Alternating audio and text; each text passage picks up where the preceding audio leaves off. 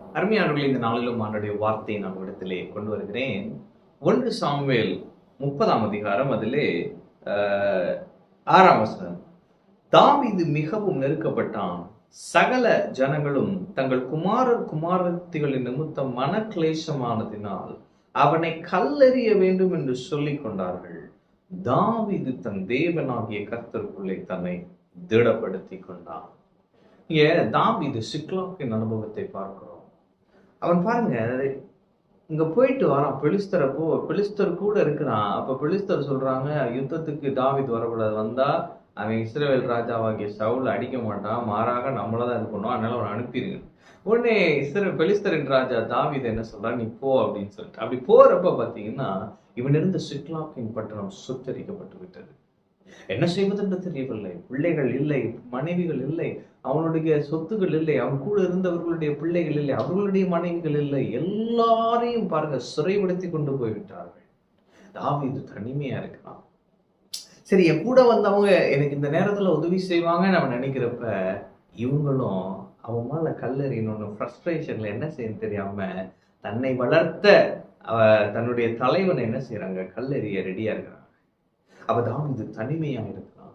ஒருவேளை நீங்க இந்த நேரத்துல, நான் தனியா இருக்கிறேன் பிரதர், கூடயே இருந்தாங்க, இவங்க தான் என் கூட இருப்பாங்கன்னு நினைச்சேன், அவங்க எனக்கு விரோதமா நிக்கிறாங்களே பிரதர், அப்படி இருக்கிறீங்களா? பிரதர், எல்லாவற்றையும் இழந்த ஒரு சூழ்நிலையில இருக்கிறேன், தனிமையா இருக்கிறேன், சாம அப்படியே விட்டுறலாமா வாழ்க்கைய? நான் சொல்றேன், கர்த்தர் உங்க கூட இருக்கிறாரு.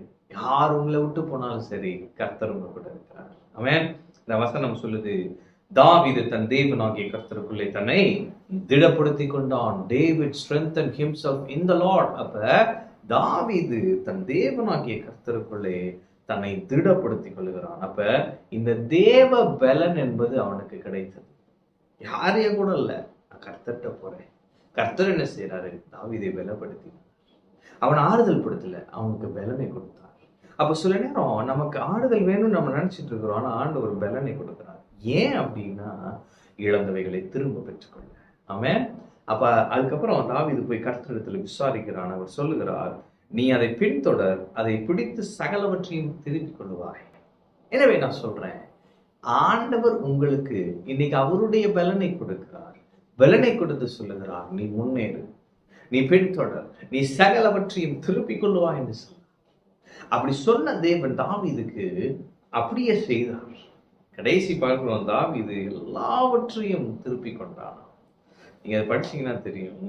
அவன் பாருங்க, எல்லாவற்றையும் பின்தொடர்ந்து, அவர்கள் அமலேக்கியரை பின்தொடர்ந்து, இந்த வசனம் பாருங்களேன், 19ஆம் வசனம், அவர்கள் கொள்ளையாடி கொண்டு போன எல்லாவற்றிலும், சிறியதிலும் பெரியதிலும், குமாரரிலும் குமாரத்திகளிலும் ஒன்றும் குறைவுபடாமல் எல்லாவற்றையும் தாவீது திருப்பி கொண்டான்.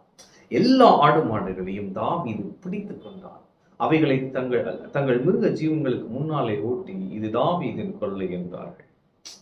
அப்ப ஒன்றும் குறையாமல் எல்லாவற்றையும் திருப்பி கொண்டான். நான் சொல்றேன், கர்த்தர் உங்களுக்கு எல்லாவற்றையும், நீங்க இழந்த எல்லாவற்றையும் நீங்கள் திருப்பி கொள்ளும்படியாய் செய்வார். அது ரொம்ப பெருசு பிரதர். இவ்வளவோ லட்சங்கள் இழந்து விட்டேன், கர்த்தர் சொல்றாரு, நீ இழந்த எல்லாவற்றையும் திருப்பி கொள்வார்.